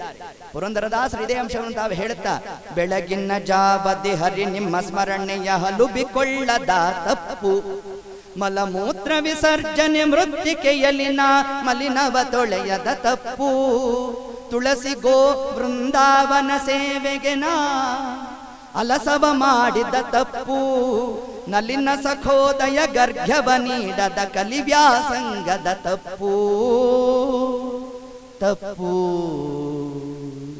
ದೊಡ್ಡ ಪಟ್ಟಿ ಕೊಟ್ಬಿಟ್ಟು ನಿಮ್ದು ಯಾವ್ದ್ಯಾವ್ದಿದೆಯೋ ಟಿಕ್ ಮಾಡ್ಕೊಳ್ಳಿ ಅಂದ್ರು. ನಾವು ಸೆಲೆಕ್ಟ್ ಆಲ್ ಕೊಡಬೇಕು. ಹಂಗಾಗೋಗಿದೆ ನೋಡಿ ನಮ್ಮ ಎಲ್ಲ ನಾವು ಟಿಕ್ ಮಾಡ್ಕೊಂಡು ಬರ್ಬೇಕು. ಅವ್ರು ಇಂತಹ ಅನಂತ ಅಪರಾಧ ಮಾಡಿರ್ತೇವೆ. ಅದರಿಂದ ನಾವು ಪಾರಾಗಬೇಕಾದ್ರೆ ಕ್ಷಮಾಪರಾಧಂ ಕುರುತೆ ಭಗವಾನ್ ಹರಿರೀಶ್ವರ. ಪರಮಾತ್ಮನ ನಾಮಸ್ಮರಣೆಯನ್ನು ಮಾಡಬೇಕು. ಮಾಡಿರ್ತಕ್ಕಂತಹ ಕಾಲಕ್ಕೆ ನಾವು ಯಾವ್ಯಾವ ಕರ್ಮವನ್ನು ಮಾಡಿದ್ದೇವೋ ಅದೆಲ್ಲವನ್ನೂ ದೇವರಿಗೆ ಸಮರ್ಪಣೆ ಮಾಡಬೇಕಂತೆ. ಅಕ್ಷಯಂ ಕರ್ಮ ಯಸ್ಮಿನ್ ಪರೇ ಸ್ವರ್ಪಿತಂ ಪ್ರಕ್ಷಯಂ ಯಾಂತ್ಯ ದುಃಖಾನಿ ಯನ್ನಾಮತಃ, ಅಕ್ಷರೋ ಯೋಜರಃ ಸರ್ವದೈವಾಮೃತಃ ಕುಕ್ಷಿಗಂ ಯಸ್ಯ ವಿಶ್ವಂ ಸದಾ ಜಾಧಿಕಂ ಪ್ರೀಣಯಾಮೋ ವಾಸುದೇವಂ. ಪ್ರೀಣಯಾಮೋ ಅಂದ್ರೆ ದೇವರನ್ನ ಪ್ರೀತಿಪಡಿಸಬೇಕು. ಯಾವುದರಿಂದ? ಅಕ್ಷಯಂ ಕರ್ಮ. ನಾವು ಮಾಡಿರ್ತಕ್ಕಂತಹ ಪಾಪ ಕರ್ಮವನ್ನ ಏನ್ ಮಾಡಬೇಕು? ದೇವರಿಗೆ ಸಮರ್ಪಣೆ ಮಾಡಬೇಕಂತೆ. ನಾವು ಮಾಡಿರ್ತಕ್ಕಂತಹ ಪುಣ್ಯ ಕೆಲಸವನ್ನ ದೇವರಿಗೆ ಸಮರ್ಪಣೆ ಮಾಡಬೇಕು. ಅದಕ್ಕೆ ಅಕ್ಷಯಂ ಕರ್ಮ ಅಂತ ಶಬ್ದ ಹಾಕಿದ್ದಾರೆ. ಕರ್ಮಕ್ಕೆ ವಿಶೇಷಣವನ್ನು ಪ್ರಯೋಗ ಮಾಡಲಿಲ್ಲ. ಅಕಸ್ಮಾತ್ ಆಗಿ ಕೇವಲ ಪುಣ್ಯ ಕರ್ಮವನ್ನೇ ದೇವರಿಗೆ ಸಮರ್ಪಣೆ ಮಾಡಬೇಕು ಎಂಬುದೇ ಆಚಾರ್ಯ ಮಧ್ವರ ಆಂತರ್ಯ ಆಗಿದ್ದರೆ ಹಾಗೇನಂತ ಶಬ್ದ ಹಾಕಬೇಕಾಯಿತು. ಅಕ್ಷಯಂ ಸುಕರ್ಮ, ಸು ಸಮೀಚೀನ ಶಬ್ದವನ್ನು ಹಾಕಬೇಕಿತ್ತು. ಇಲ್ಲ ದುಷ್ಕರ್ಮ ಅಂತ ದುಶಬ್ದವನ್ನು ಹಾಕಬೇಕಿತ್ತು. ಆ ಯಾವ ವಿಶೇಷಣವನ್ನು ಹಾಕದೆ ಕೇವಲ ಕರ್ಮವನ್ನೇ ನಾವು ಸಮರ್ಪಣೆ ಮಾಡಬೇಕು ಎಂಬುದರ ಆಂತರ್ಯ ಏನು ಅಂತಂದ್ರೆ, ನಮ್ಮ ಜೀವನ ಹೇಗಿರಬೇಕಂತೆ, ಸಿಂಹಾವಲೋಕನ ನ್ಯಾಯದಂತೆ ಇರಬೇಕಂತೆ ನಮ್ಮ ಜೀವನ. ಅಂದ್ರೆ ಏನರ್ಥ? ಸಿಂಹದ ನಡಿಗೆಯಂತೆ ನಮ್ಮ ಜೀವನ ಇರಬೇಕಂತೆ. ಸಿಂಹದ ನಡಿಗೆ ಹೇಗಿರುತ್ತೆ ಅಂತಂದ್ರೆ, 10 ಹೆಜ್ಜೆಯನ್ನಿಡುತ್ತಂತೆ, ಹಿಂದೆ ತಿರುಗಿ ನೋಡುತ್ತಂತೆ. ಅದರಂತೆ ನಾವು ಬೆಳಗ್ಗಿನಿಂದ ರಾತ್ರಿ ತನಕ ಏನು ಮಾಡಿದ್ದೇವೆ ಅದನ್ನ ರಾತ್ರಿ ಮಲಗೋ ಕಾಲಕ್ಕೆ ರಿವೈಂಡ್ ಒತ್ತಬೇಕಂತೆ. ಒತ್ತದಾಗ ಏನಾಯ್ತು? ಬೆಳಗ್ಗೆ ಎದ್ದಿನಾಗಿಂದ ರಾತ್ರಿ ತನಕ ಏನೇನು ಮಾಡಿದ್ದೇವೆ ಎಲ್ಲ ದೇವರಿಗೆ ಸಮರ್ಪಣೆ ಮಾಡಬೇಕು. ಅಕ್ಷಯಂ ಕರ್ಮ. ನಾವು ಪರಮಾತ್ಮನಿಗೆ ಅರ್ಪಣೆ ಮಾಡಿದ್ದೇವೆ ಅಂತಂದ್ರೆ ಏತತ್ ಕಾಲಕ್ಕೆ ಪಾಪಕರ್ಮವನ್ನು ಸಮರ್ಪಣೆ ಮಾಡಿದ್ರೆ ಏನಾಯ್ತು? ಅಕ್ಷಯ ಮಾಡಿ ಕೊಡ್ತಾನೆ. ಅಲ್ರಿ, ಪಾಪ ನಮ್ಮದೇ ಮೊದಲೇ ಅಕ್ಷಯವಾಗಿದೆ, ಅದನ್ನು ದೇವರು ಕೊಡೋದಂತೆ, ನಿಮ್ಮ ದೇವರು ಅದನ್ನು ಅಕ್ಷಯ ಮಾಡಿಕೊಡೋದಂತೆ. ನಿಮಗೂ ನಿಮ್ಮ ಉಪನ್ಯಾಸಕ್ಕೂ ದೊಡ್ಡ ನಮಸ್ಕಾರ. ಹೌದು ಇಲ್ಲ? ನಮ್ಮದೇ ಮೊದಲೇ ಪಾಪ ಪರ್ವತೋಪಾದಿ ಕೂತಿದೆ, ಅದನ್ನು ದೇವರು ಕೊಡಬೇಕಂತೆ, ದೇವರು ಅದನ್ನು ಅಕ್ಷಯ ಮಾಡಿ ಕೊಟ್ಬಿಡ್ತಾನೆ. ಹೆಂಗರ್ಥ ಅಂತಂದ್ರೆ, ಯದ್ಯುಪಾಸತೆ ತದೈವ ಭವತಿ. ಈಗ ಯಾವ್ದಾದ್ರು ಪುಣ್ಯ ಒಳ್ಳೆ ಕೆಲಸ ಯಾರು ಮಾಡಿದ್ರೆ, ಯಾರು ಮಾಡಿದ್ದು ಅಂತಂದ್ರೆ ತಟ್ಟನೆ ಹೇಳ್ಬಿಡ್ತೇವೆ, ನಾನು ಮಾಡಿದ್ದು ಅಂದ್ಬಿಡ್ತೇವೆ. ಅದರಿಂದ ಪುಣ್ಯ ಕೆಲಸವನ್ನ ದೇವರಿಗೆ ಸಮರ್ಪಣೆ ಮಾಡಬೇಕಾದ್ರೆ, ಸ್ವಾಮಿ ಇಂತಹ ಭಾಗವತ ಉಪನ್ಯಾಸಕ್ಕೆ ನಾನು ಇವತ್ತು ಹೋಗಿದ್ದೆ, ಸಮರ್ಪಣೆ ಮಾಡಿಬಿಡಿ ಬೇಗ ಅದನ್ನ. ಪಾಪ ಕೆಲಸ ಮಾಡಿದ್ರೆ, ಇಲ್ಲಿ ಯಾರೋ ರಂಗವಲ್ಲಿ ಹಾಕಿದ್ರು ಅಂತ ಅನ್ಕೊಳ್ಳೋಣ, ಯಾರೋ ಬಂದ್ರು ಅದನ್ನು ಕೆಡಿಸ್ಬಿಟ್ಟಿದ್ರು, ನಡ್ಕೊಂಡು ಹೋಗ್ಬೇಕಾದ್ರೆ ಆಗ ಕೇಳಿದ್ರು, ಯಾರು ಇದನ್ನು ಕೆಡಿಸಿದ್ದು ಅಂತ. ಹಾಗೆ ಯಾರೋ ಒಬ್ರು ಎದ್ದು ನಿಂತ್ಕೊಂಡ್ರು, ಏನಿಲ್ಲ ನಾವು ಹಿಂಗೆ ಬರ್ತಾ ಇದ್ವಾ, ಬರಬೇಕಾದ್ರೆ ಅಂತ ಭಾರಿ ಪೂರ್ವಪೀಠಿಕ ಮಾಡ್ತಾರಂತೆ. ಹಾಗೇನು ಅರ್ಥ ಆಯ್ತು ನಮಗೆ? ಓಹೋ, ಇವರೇ ಮಾಡಿದ್ದಾರೆ ಅಂತ ನಿರ್ಣಯ ಮಾಡಿದ್ವಿ. ಅಂದ್ರೆ ಏನಾಯ್ತು? ಸ್ವಲ್ಪ ವಿಳಂಬ ಮಾಡಿ ನಾವು ಹೇಳ್ತೇವಂತೆ. ಅದರಂತೆ ನಮ್ಮಿಂದ ಪಾಪ ಕಾರ್ಯವನ್ನ ದೇವರಿಗೆ ನಾವು ಸಮರ್ಪಣೆ ಮಾಡಿದಾಗ ನಿಧಾನವಾಗಿ ಹೇಳಬೇಕಂತೆ. ಆಗ ದೇವರೇನ್ ಮಾಡ್ದ? ಅಕ್ಷಯ ಶಬ್ದವನ್ನ ತಾನು ಬಿಡಿಸಿ ನಿಧಾನ ಮಾಡ್ತಾನಂತೆ. ಆ ಕ್ಷಯ, ಕ್ಷಯ ಅಂದ್ರೇನು? ನಾಶ ಅಂತ ಅರ್ಥ. ಆ ಅಂದ್ರೆ ಸಮಂತಾತ್, ಚೆನ್ನಾಗಿ ನಮ್ಮ ಪಾಪವನ್ನ ಕ್ಷಯ ಮಾಡ್ತಾನೆ. ಅದೇ ಅಕ್ಷಯಂ ಕರ್ಮ ಯಸ್ಮಿನ್ ಪರೇ ಸ್ವ ಅರ್ಪಿತಂ. ಪರಮಾತ್ಮನಿಗೆ ನಾವು ಮಾಡಿರ್ತಕ್ಕಂತಹ ಎಲ್ಲ ಕರ್ಮವನ್ನು ನಾವು ಸಮರ್ಪಣೆ ಮಾಡಬೇಕು. ಇದನ್ನೇ ಶುಕಾಚಾರ್ಯರು ಪರೀಕ್ಷಿತ್ ಮಹಾರಾಜರಿಗೆ ಉಪದೇಶ ಮಾಡಬೇಕಾದ್ರೆ ಮಾಡಿರ್ತಕ್ಕಂತಹ ಪ್ರತಿಯೊಂದು ಕರ್ಮಗಳನ್ನು ಬ್ರಹ್ಮ ನೂಚುಹು ನಾಮಕೃಣಂತಿಯೇತೆ. ಪರಮಾತ್ಮನ ನಾಮಸ್ಮರಣೆಯಿಂದ ಮಾತ್ರ ಅದೆಲ್ಲ ಪರಿಹಾರ ಆಗ್ಲಿಕ್ಕೆ ಸಾಧ್ಯ ಅನ್ನೋ ಒಂದು ಕಥಾ ಭಾಗವನ್ನೇ ನಮಗೆಲ್ಲಿ ತಿಳಿಸ್ತಾ, ಮುಂದೆ ಅಜಾಮಿಳ ತಾನು ಏತತ್ ಕಾಲಕ್ಕೆ ಅವನಿಗೆ ಮೋಕ್ಷ ಆಗಲಿಲ್ಲ, ಪುನಃ ಹರಿದ್ವಾರಕ್ಕೆ ಹೋಗಿದ್ದಾನೆ. ಅರ್ಥಾತ್ ಗಂಗಾ ತೀರ 3 ವರ್ಷಗಳ ಕಾಲ ತಾನು ಸಾಧನೆಯನ್ನು ಮಾಡಿದ್ದಾನೆ, ಗಂಗಾ ಸ್ನಾನವನ್ನು ಮಾಡಿದ್ದಾನೆ. ಈ ಹಿಂದೆಯೇ ಅದರ ಮಹತ್ವವನ್ನು ಹೇಳಿದ್ದೇವೆ. ಗಂಗಾ ಅಂತ ನಾವು ಚಿಂತನೆ ಮಾಡಿದ್ರೆ ಏನು ಫಲ? ಯೋಜನಾನಾಂ ಚ ಶತೈರಪಿ ಮುಚ್ಯತೆ ಸರ್ವ ಪಾಪೇಭ್ಯೋ ವಿಷ್ಣುರ್ಲೋಕಂ ಪ್ರಗಚ್ಚತಿ. ಆ ವಿಷ್ಣುವಿನ ಮಾರ್ಗ ದ್ವಾರವನ್ನು ತೆರ್ಕೊಳ್ಳುತ್ತಂತೆ. ಯಾವುದರಿಂದ? ಒಂದಾವರ್ತಿ ಗಂಗಾ ಗಂಗೇತಿ ಯೋ ಬ್ರೂಯಾತ್. ಯಾರು ಗಂಗಾ ಅಂತ ಚಿಂತನೆ ಮಾಡ್ತಾರೋ ಅವರಲ್ಲಿ ಇದ್ದಂತಹ ಎಲ್ಲ ಪಾಪಗಳನ್ನು ಪರಮಾತ್ಮ ತಾನು ಪರಿಹಾರ ಮಾಡ್ತಾ ಮೋಕ್ಷ ಮಾರ್ಗವೇ ನಮಗೆ ಪ್ರಾಪ್ತಿ. ಅಂತಹ ಗಂಗಾ ತೀರದಲ್ಲಿ 3 ವರ್ಷಗಳ ಕಾಲ ಅಜಾಮಿಳ ತಾನು ಸಾಧನೆಯನ್ನ ನಡೆಸ್ತಾ ತರುವಾಯ ತಾನು ವಿಷ್ಣು ಲೋಕವನ್ನು ಹೊಂದಿದ್ದಾನೆ ಅನ್ನುವ ಒಂದು ಅಂಶವನ್ನೇ ಏತತ್ ಕಾಲಕ್ಕೆ ನಮಗೆ ಉಲ್ಲೇಖವನ್ನು ಮಾಡುತ್ತಾ ಮುಂದೆ ಇದರದೇ ವಿಸ್ತಾರವನ್ನು ತಿಳಿಸಿದ್ದಾರೆ. ಹರಿನಾಮ ಸ್ಮರಣೆ ಮಾಡಿದ್ರೇನೇ ಇಷ್ಟು ಫಲ ಇದೆ ಅಂತಂದ್ರೆ, ಇನ್ನ ಅವನನ್ನೇ ನಾವೇನಂತ ಚಿಂತನೆ ಮಾಡಬೇಕಂತೆ? ದೇವರನ್ನ ನಾರಾಯಣ ಅಂತ ಚಿಂತನೆ ಮಾಡೋದು ಅಷ್ಟು ಮಾತ್ರ ಅಲ್ಲ, ನಾರಾಯಣನೇ ರಕ್ಷಕ ಅಂತ ಚಿಂತನೆ ಮಾಡಬೇಕು. ಅದೇ ನಾರಾಯಣ ವರ್ಮ ಅಂತ ನಮಗೆ ಭಾಗವತ ತಾನು ತಿಳಿಸಿತ್ತು. ಏನು ವರ್ಮ ಅಂದ್ರೆ ಏನು? ಕವಚ ಅಂತ ಅರ್ಥ. ನಾವು ಯೋಧರಿಗೆ ಕವಚವನ್ನು ಕೊಡ್ತೇವೆ, ಅದೇನು ಮಾಡ್ತೋ ಅವರಿಗೆ ಪ್ರಾಣ ರಕ್ಷಣೆಯನ್ನ ಮಾಡಿತು ಅಲ್ವಾ? ಅದರಂತೆ ನಮಗೆ ನಿಮಗೆ ಯಾವುದು ಕವಚ? ದೇವರ ನಾಮಸ್ಮರಣೆಯೇ ನಮಗೆ ಕವಚ ಆಗಬೇಕಂತೆ. ಅದೇ ನಾರಾಯಣ ವರ್ಮ ಅಂತ ತಿಳಿಸಿದ್ದಾರೆ. ವರ್ಮ ಅಂದ್ರೆ ಕವಚ, ಕವಚ ಅಂದ್ರೆ ರಕ್ಷಕ. ಯಾರು ನಮಗೆ ರಕ್ಷಕ? ದೇವರೇ ರಕ್ಷಕ ನಮಗೆ. ನೋಡಿ, ಈ ಜ್ಞಾನ ನಮ್ಮಲ್ಲಿ ಇರಬೇಕಂದ್ರೆ ಸದಾಕಾಲ ಹೀಗೆ ಆ ನಾರಾಯಣ ವರ್ಮ ಇದೊಂದು ಸುಮಾರು 40-42 ಶ್ಲೋಕದಲ್ಲಿ ಯುಕ್ತವಾಗಿರ್ತಕ್ಕಂಥದ್ದು. ಇದನ್ನ ಕೌಶಿಕ ಮುನಿಗಳು ಕೇವಲ ಪಾರಾಯಣ ಮಾಡ್ತಿದ್ರು ಮಾತ್ರ ಅಲ್ಲ, ಅಸ್ಥಿಗತ ಧಾರಣೆ ಮಾಡಿದ್ರು. ಯಾವುದನ್ನ? ನಾರಾಯಣ ವರ್ಮವನ್ನು. ಅಸ್ಥಿಗತ ಅಂದ್ರೆ ಏನು? ಮೂಳೆಗಳಲ್ಲೂ ಕೂಡ ನಾರಾಯಣ ವರ್ಮ ಹೇಳ್ತಾ ಇತ್ತಂತೆ. ಏತತ್ ಕ್ರಮದ ಅನುಷ್ಠಾನವನ್ನು ಮಾಡಿದ್ರು ಯಾರು? ಕೌಶಿಕ ಮುನಿಗಳು. ಹಿಂಗೆ ಮಾಡಿದ್ದಾರೆ. ದೇಹ ಬಿಟ್ಟಿದ್ದಾರೆ. ದೇಹ ಬಿಟ್ಟಾಗ ಅವರ ದೇಹಕ್ಕೆ ಇನ್ನೂ ಅಂತ್ಯ ಸಂಸ್ಕಾರ ಆಗಿಲ್ಲ. ಅಷ್ಟಹೊತ್ತಿಗೆ ಚಿತ್ರರಥ ಅನ್ನೋ ಒಬ್ಬ ಗಂಧರ್ವ ತಾನು ಅಂತರಿಕ್ಷದಲ್ಲಿ ಪುಷ್ಪಕವಿಮಾನದ ಮೇಲೆ ಪುಷ್ಪಕವಿಮಾನದಲ್ಲಿ ಕೂತು ಹೋಗ್ತಾ ಇದ್ದ. ಎಲ್ಲಿ ಕೌಶಿಕ ಮುನಿಗಳ ಅಸ್ಥಿ ಬಿದ್ದಿತ್ತೋ ಅದನ್ನ ದಾಟ್ಲಿಕ್ಕೆ ಅಂತ ಹೋದ. ಅವನ ವಿಮಾನ ಪತನ ಆಯಿತು. ಆಶ್ಚರ್ಯ ಆಗೋಯ್ತು. ಇದ್ದಕ್ಕಿದ್ದಾಗಲೇ ಏತತ್ ಕ್ರಮದಲ್ಲಿ ಆಗ್ಲಿಕ್ಕೆ ಏನು ಇದಕ್ಕೆ ಕಾರಣ ಅಂತ ಆಲೋಚನೆ ಮಾಡ್ತಾ ಇದ್ದ. ಅಷ್ಟೊತ್ತಿಗೆ ವಾಲಖಿಲ್ಯರು ಅನ್ನೋ ಒಬ್ಬ ಋಷಿಗಳು ಬಂದರು. ಅವರು ಬಂದಾಗ ಈ ಗಂಧರ್ವ ತಾನು ಪ್ರಶ್ನೆ ಮಾಡಿದ, ಸ್ವಾಮಿ, ನನ್ನ ಪಾಡಿಗೆ ನಾನು ಹೋಗ್ತಾ ಇದ್ದೆ, ಅವರ ಅಸ್ಥಿ ಇರೋ ಸ್ಥಳದಲ್ಲಿ ನನ್ನ ವಿಮಾನ ಪತನ ಆಯಿತು, ಇದಕ್ಕೆ ಏನು ಕಾರಣ ಅಂತ ತಾನು ಪ್ರಶ್ನೆ ಮಾಡಿದಾಗ ಆಗ ಅವ್ರು ತಿಳಿಸಿದ್ರಂತೆ, ಮತ್ತೇನಿಲ್ಲಪ್ಪ, ಕೌಶಿಕ ಮುನಿಗಳ ದೇಹವನ್ನು ದಾಟ್ಲಿಕ್ಕೆ ಹೋದೆ ನೀನು. ಅವರ ಒಂದು ಸಾಧನಾ ಕ್ರಮ ಹೇಗಿತ್ತು ಅಂತಂದ್ರೆ ಅಸ್ಥಿಗತತ್ವೇನ ನಾರಾಯಣ ವರ್ಮವನ್ನು ತಾವು ಧಾರಣೆ ಮಾಡಿಬಿಟ್ಟಿದ್ರು. ತನ್ನಿಮಿತ್ತ ಎಷ್ಟು ಮಹಿಮಾ ಇದೆ ನಾರಾಯಣ ವರ್ಮಕ್ಕೆ ಅಂತಂದ್ರೆ ಆ ದೇಹವನ್ನ ಕೌಶಿಕ ಮುನಿಗಳು ಅಂದೇ ಬಿಟ್ಟಿದ್ದಾರೆ. ಆದರೂ ಕೂಡ ಆ ದೇಹದ ಮಹತ್ವ ಮಾತ್ರ ಕಡಿಮೆ ಆಗಿಲ್ಲ. ಅದು ಯಾವುದರಿಂದ ಅಂತಂದ್ರೆ ನಾರಾಯಣ ವರ್ಮದಿಂದ ಅಂತ ತಿಳಿಸುತ್ತೆ. ಇದನ್ನ ಹೇಳ್ತಾ ಸರಿ ನಾ ಏನ್ ಮಾಡ್ಬೇಕೀಗ ಅಂತ ಹೇಳಿದಾಗ ಅವರು ತಿಳಿಸಿದ್ರು, ನೋಡಿ, ಇದನ್ನು ಮುಂದೆ ನೀನು ಸರಸ್ವತಿ ನದಿಯಲ್ಲಿ ವಿಸರ್ಜನೆ ಮಾಡಬೇಕು. ಇದಕ್ಕೆ ಪ್ರಾಶ್ಚಿತ್ತ ಆಗೋಣ. ಆದಂತಹ ಕಾಲಕ್ಕೆ ಮಾತ್ರ ನೀನು ಪುನಃ ಹೊರಡ್ಲಿಕ್ಕೆ ಸಾಧ್ಯ ಅಂತ ತಿಳಿಸ್ಕೊಟ್ಟಿದ್ದಾರಂತೆ. ಹೀಗೆ ನಾರಾಯಣ ವರ್ಮ ಜೀವಿತ ಕಾಲದಲ್ಲಿ ಮಾತ್ರ ನಮ್ಮನ್ನು ರಕ್ಷಣೆ ಮಾಡೋತ್ತೆ ಅಂತ ಅಲ್ಲ, ದೇಹವನ್ನ ಜೀವ ಬಿಟ್ಟ ನಂತರದಲ್ಲೂ ಕೂಡ ದೇಹಕ್ಕೆ ಮಹತ್ವ ಬರೋದು ಯಾವುದರಿಂದ ನೋಡಿ. ಅದ್ಯಾಪಿ ನಮ್ಮಲ್ಲಿ ಕ್ರಮ ಏನು ಗೊತ್ತಾ? ಶವ ದರ್ಶನವನ್ನ ಮಾಡಿದರೆ, ಶವದ ಸ್ಪರ್ಶವನ್ನ ಮಾಡಿದರೆ ಮನೆಗೆ ಬಂದು ಏನ್ ಮಾಡ್ತೇವೆ? ಯಾಕೆ ಮಾಡ್ತೇವೆ? ಮೈಲಿಗೆ ಆಯ್ತು ಅಂತ ಮಾಡ್ತೇವೆ. ಹೌದಾ? ಯಾವುದರಿಂದ? ಶವ ಸ್ಪರ್ಶ ಮಾಡೋದ್ರಿಂದ. ಅವರ ಮನೆಗೆ ಹೋಗಿ ಬಂದಾಗ ಮೈಲಿಗೆ ಆಯ್ತು ಅಂದ್ರೆ ಉಟ್ಟ ವಸ್ತ್ರದಲ್ಲೇ ನಾವು ಸ್ನಾನ, ಸಚೇಲ ಸ್ನಾನ ಹೇಳಿದೆ ಶಾಸ್ತ್ರ. ಧರ್ಮ ಸಿಂಧು ಇದನ್ನು ಹೇಳೋದು. ಸಚೇಲ ಸ್ನಾನ ಮಾಡಬೇಕು ಅಂತ ಸರ್ವಕಾಲದಲ್ಲಿ ಹೇಳೋಲ್ಲ, ಈ ಕಾಲದಲ್ಲಿ ಮಾತ್ರ ತಿಳಿಸ್ತಕ್ಕಂಥದ್ದು. ಅಷ್ಟು ಮೈಲಿಗೆ ಆಗುತ್ತಂತೆ. ಯಾವಾಗ ಪ್ರಾಣಾಗ್ನಿ ದೇಹದಿಂದ ಅರಿತು ಪೆಣವೆಂದು ಪೇಳ್ವರಾ ಬುಧ ಜನರು, ಯಾವಾಗ ಪ್ರಾಣಾಗ್ನಿ ದೇಹದಿಂದ ಉತ್ಕ್ರಮಣ ಆಗುತ್ತೋ ದೇಹ ಮೈಲಿಗೆ ಆಗುತ್ತಂತೆ. ಅಲ್ಲಿಂದ ಮುಂದಕ್ಕೆ ಏನಂತಾರಂತೆ? ದೇಹ ಬಂತು ಅಂತಾರಂತೆ, ಬಾಡಿ ತಂದ್ರ ಅಂತಾರಂತೆ.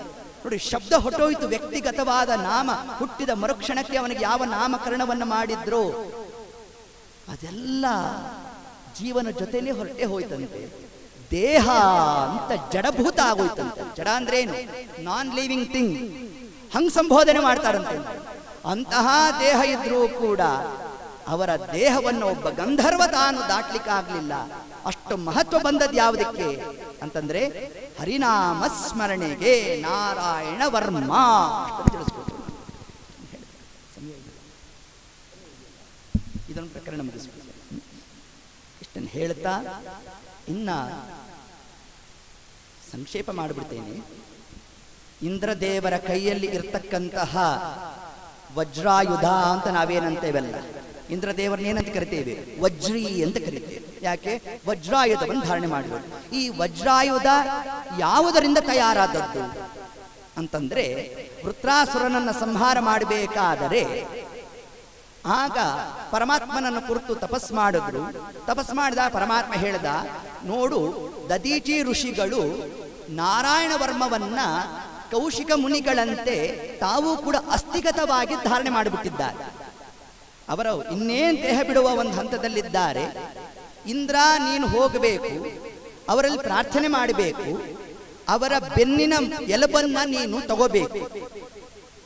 ಅವರು ಬದುಕಿರೋ ಕಾಲದಲ್ಲೇ ಅವರನ್ನು ಪ್ರಾರ್ಥನೆಯನ್ನು ಮಾಡಿದಾಗ ಇದರಿಂದಾಗಿ ದೇವತೆಗಳ ರಕ್ಷಣೆ ಆಗುತ್ತೆ ಅಂದರೆ ನಾನು ದೇಹ ಬಿಡಲಿಕ್ಕೆ ತಯಾರಂದ್ರಂತೆ ನೋಡಿ ಋಷಿಗಳು. ಹೀಗೆ ತಮ್ಮ ದೇಹವನ್ನೇ ತಾವು ಬಿಟ್ಟಿದ್ದಾರೆ.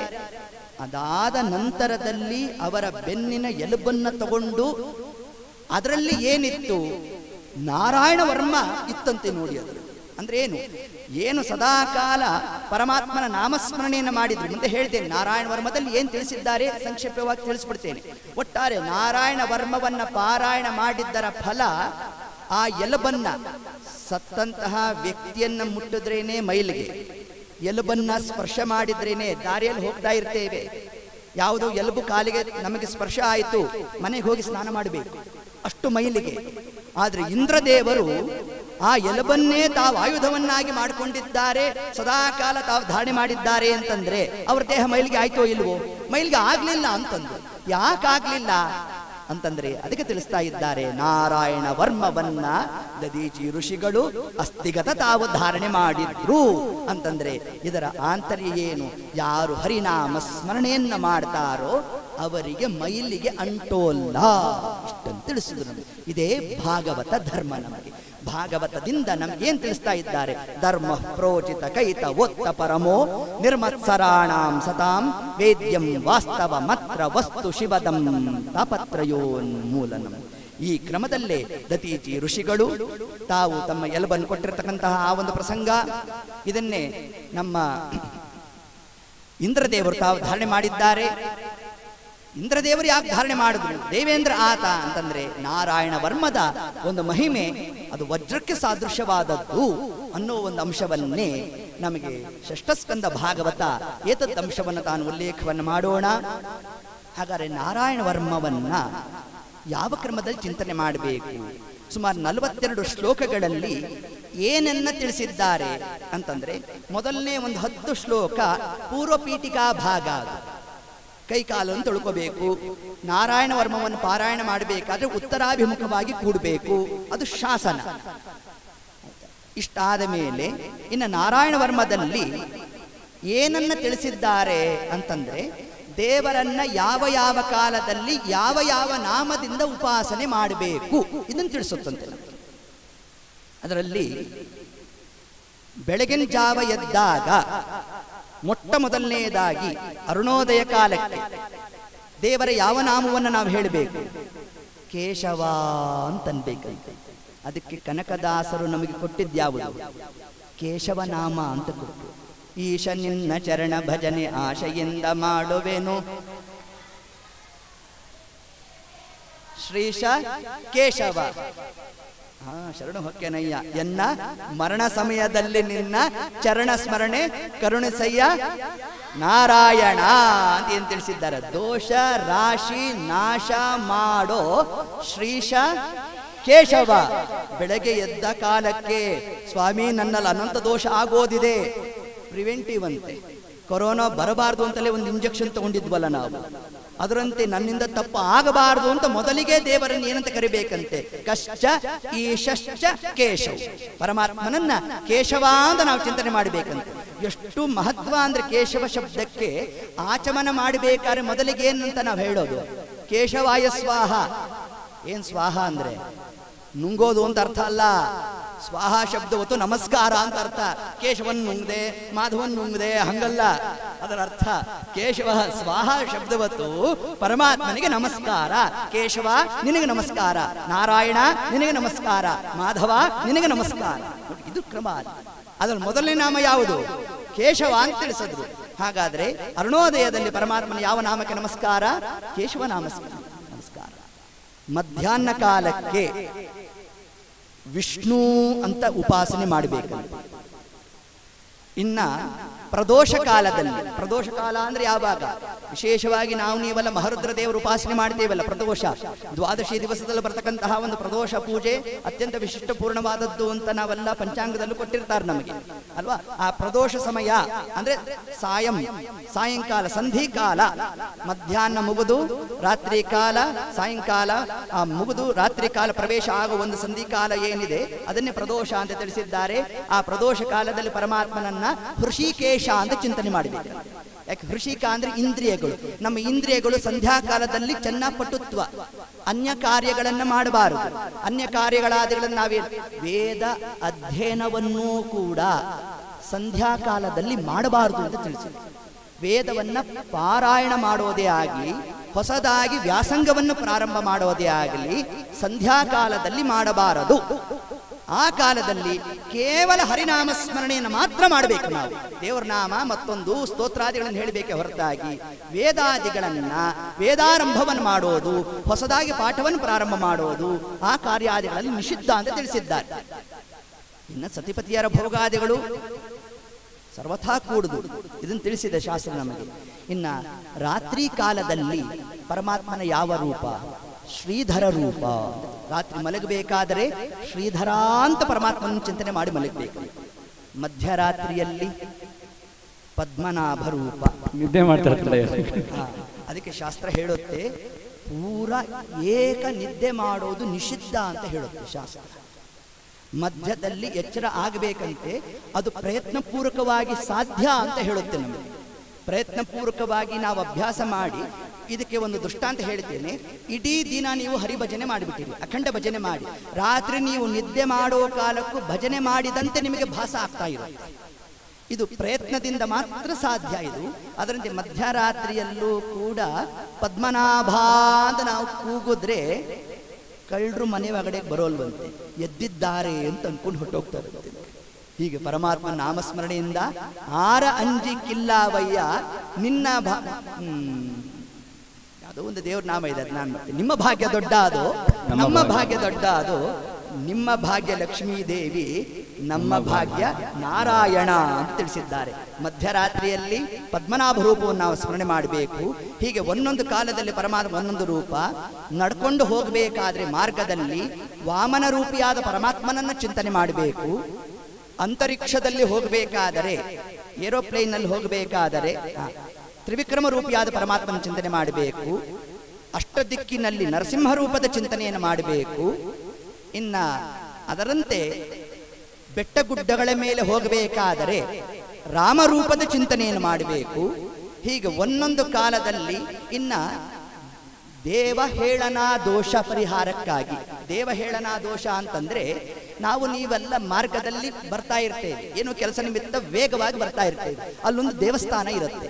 ದೇವಸ್ಥಾನ ಇದೆ ಅನ್ನೋದು ನನ್ನ ಪರಿವಿಗೆ ಬಂದಿಲ್ಲ, ನಾನು ನಮಸ್ಕಾರ ಮಾಡಿಲ್ಲ, ಬಂದ್ಬಿಟ್ಟಿದ್ದೇನೆ, ಒಂದು ದೋಷ ಬರೆದು ಬಿಡ್ತಾರಂತ. ಆ ದೋಷ ಪರಿಹಾರ ಆಗಬೇಕಾದ್ರೆ ನಾವೆಲ್ಲ ಮನೆಗೆ ಹೋಗಿ ಕಾಲು ತೊಳ್ಕೊಂಡು ದೇವರಿಗೆ ನಮಸ್ಕಾರ ಮಾಡ್ತೀವಲ್ಲ, ಮಾಡಿಲ್ಲ ಅಂದ್ರೆ ಇನ್ನು ಮುಂದಕ್ಕೆ ಮಾಡಿ, ಮನೆಗೆ ಹೋದ ತಕ್ಷಣ ಕಾಲು ತೊಳ್ಕೋಬೇಕು, ದೇವರಿಗೆ ಒಂದು ನಮಸ್ಕಾರ ಮಾಡಬೇಕು. ಯಾಕೆ? ಏನು ಚ್ಯುತಿ ಇಲ್ಲದಂತೆ ಮನೆಗೆ ಬರುವಂತ ದೇವರು ಮಾಡದ್ನಲ್ಲ ನಮಗೆ, ಅದಕ್ಕೊಂದು ವೋಟ್ ಆಫ್ ಥ್ಯಾಂಕ್ಸ್ ಹೇಳಬೇಕು. ಆ ಥ್ಯಾಂಕ್ಸ್ ಹೇಳಬೇಕಾದ್ರೆ ದೇವರ ಯಾವ ರೂಪ? ಹಯಗ್ರೀವ ರೂಪವನ್ನು ಚಿಂತನೆ ಮಾಡಬೇಕು. ನೋಡಿ, ಇಷ್ಟ ಅಂಶವನ್ನ ನಮಗೆ ನಾರಾಯಣ ವರ್ಮ ತಾನು ತಿಳಿಸಿದೆ. ಇದರ ಧ್ಯೇಯ ರೂಪ ಯಾವುದು ಅಂತಂದ್ರೆ ಅಷ್ಟಬಾಹುಗಳಿಂದ ಪರಮಾತ್ಮ ತಾನಿದ್ದಾನೆ. ತನ್ನ ಎಡತೊಡೆ ಮೇಲೆ ಲಕ್ಷ್ಮೀ ದೇವಿಯನ್ನು ಕೂಡಿಸ್ಕೊಂಡಿದ್ದಾನೆ. ಪತ್ರೀಶಾರೂಢ ಲಕ್ಷ್ಮೀ ಪತಿಪದನಲಿನೋ ದಗ್ರರೋಲಂ ಬಲೀಲೋ. ಗರುಡಾರೂಢನಾಗಿ ಪರಮಾತ್ಮ ತಾನು ಕೂತಿರೋಣ. ಅಷ್ಟಬಾಹುಗಳು, ಶಂಖಚಕ್ರ ಗದಾ ಪದ್ಮಾದಿಗಳು, ಅದರಂತೆ ವನಕೆ, ಮೊಸಲ, ನೇಣು, ಬಿಲ್ಲು ಬಾಣಾದಿಗಳನ್ನು ಪರಮಾತ್ಮ ತಾನು ಧಾರಣೆ ಮಾಡಿದ್ದಾನೆ. ಇದೇ ಶ್ರೀಕರ ನಾರಾಯಣ ರೂಪ. ನಾರಾಯಣ ವರ್ಮದ ಪ್ರತಿಪಾದ್ಯ ರೂಪ ಯಾವುದು? ಈಗ ಗಾಯತ್ರಿ ಮಂತ್ರ ಜಪ ಮಾಡಬೇಕಾದ್ರೆ ಪ್ರತಿಪಾದ್ಯ ರೂಪ ಇದೆ. ಹೇ ಸದಾ ಸವಿತ್ರ ಮಂಡಲ ಮಧ್ಯವರ್ತಿ ನಾರಾಯಣ ಸರಸಿಜಾಸನ ಸನ್ನಿವಿಷ್ಟ ಕೇರ್ವಾನ್ ಮಕರಕುಂಡಲವಾನ್ ಕಿರೀಟಿಹಾರಿ ಹಿರಣ್ಮಯೋಪುಹು. ಇದು ಗಾಯತ್ರಿ ಮಂತ್ರದ ಪ್ರತಿಪಾದ್ಯ ರೂಪ. ಅದರಂತೆ ಈಗ ಈ ನಾರಾಯಣ ವರ್ಮದ ಪ್ರತಿಪಾದ್ಯ ರೂಪ ಯಾವುದು ಅಂತಂದ್ರೆ ಶ್ರೀಕರ ನಾರಾಯಣ ರೂಪ. ಅಷ್ಟಬಾಹುಗಳಿಂದ ಪರಮಾತ್ಮ ತಾನಿದ್ದಾನೆ. ಲಕ್ಷ್ಮೀದೇವಿಯನ್ನು ತನ್ನ ಎಡತೊಡೆ ಮೇಲೆ ಕೂಡಿಸಿಕೊಂಡಿದ್ದಾನೆ. ಗರುಡಾರೂಢನಾಗಿ ಪರಮಾತ್ಮ ಇದ್ದಾನೆ. ಇಷ್ಟು ನಾವು ಚಿಂತನಾದಿಗಳನ್ನು ನಡೆಸ್ತಕ್ಕಂಥದ್ದೇ ನಾರಾಯಣ ವರ್ಮದ ಒಂದು ಮಹಿಮಾ. ಇಂತಹ ಒಂದು ನಾರಾಯಣ ವರ್ಮವನ್ನ ಏತತ್ ಪರ್ವಕಾಲದಲ್ಲಿ ನಾವು ನೀವೆಲ್ಲ ಸೇರಿ ಇದರ ಚಿಂತನ ಮಂಥನಾದಿಗಳನ್ನು ಮಾಡಿದ್ದೇವೆ. ಇಷ್ಟನ್ನು ಮಾಡ್ತಾ ಇನ್ನು ಮುಂದೆ ನಮ್ಮ ಪರೀಕ್ಷಿತ್ ಮಹಾರಾಜರು ಒಂದು ಪ್ರಶ್ನೆ ಮಾಡ್ತಾರೆ. ದೇವರಲ್ಲಿ ಒಂದು ದೋಷ ಕಾಣಿಸ್ತಾ ಇದೆ ಅಂತ. ಯಾವುದು ದೋಷ? ವೈಷಮ್ಯಾದಿ ದೋಷ. ವೈಷಮ್ಯ ಅಂದ್ರೆ ಏನು? ಮಲತಾಯಿ ಧೋರಣೆ, ಒಬ್ರಿಗೊಂದು. ಇಡೀ ಜಗತ್ತಿನಲ್ಲಿ ದೈತ್ಯರನ್ನು ಸೃಷ್ಟಿ ಮಾಡಿದ್ದು ನಿಮ್ಮ ದೇವರೇ, ದೇವತೆಗಳನ್ನು ಸೃಷ್ಟಿ ಮಾಡಿದ್ದು ನಿಮ್ಮ ದೇವರೇ. ಹಾಗಾದ್ರೆ ದೈತ್ಯರ ಪರವಾಗಿ ನಿಮ್ಮ ದೇವರು ನಿಲ್ಲೋಲ್ಲ, ದೇವತೆಗಳ ಪರವಾಗಿ ಮಾತ್ರ ದೇವರಿದ್ದಾನೆ. ಹಾಗಾದರೆ ದೇವರಲ್ಲಿ ಮಲ್ತಾಯಿ ಧೋರಣೆ ಮಾಡಿದಂತಹ ದೋಷ ಬಂತಲ್ಲ ಅಂತ ಹೀಗೊಂದು ಪ್ರಶ್ನೆ ಮಾಡಿದ್ರೆ, ಆ ಪ್ರಶ್ನೆಗೆ ಉತ್ತರವಾಗಿ ಹೊರಟಿದ್ದೇ ಸಪ್ತಮ ಸ್ಕಂದ ಭಾಗವತ ನರಸಿಂಹಾವತಾರ. ಆ ನರಸಿಂಹಾವತಾರವನ್ನೇ ನಾಳೆ ದಿವಸದ ಕಥಾ ಪ್ರಸಂಗದಲ್ಲಿ ನಾವು ನೀವೆಲ್ಲ ಸೇರಿ ಅದರ ಚಿಂತನಾದಿಗಳನ್ನು ನಡೆಸೋಣ ಅಂತ ಹೇಳ್ತಾ ಸರ್ವಂ ಶ್ರೀ ಕೃಷ್ಣಾರ್ಪಣಮಸ್ತು. ಹರೇ ನಮಃ. ಜೈ ಶ್ರೀ ಗುರುದೇವ.